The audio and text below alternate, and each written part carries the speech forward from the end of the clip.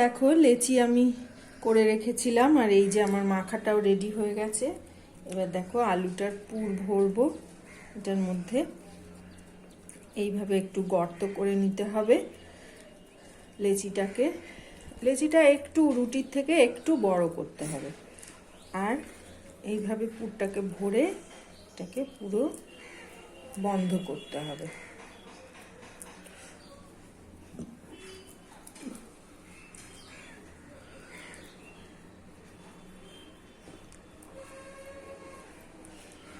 এইভাবে মুখটাকে পুরো বন্ধ করে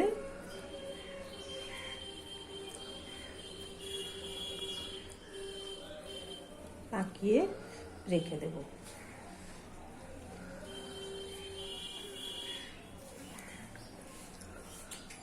এর ওপরে হয় একটু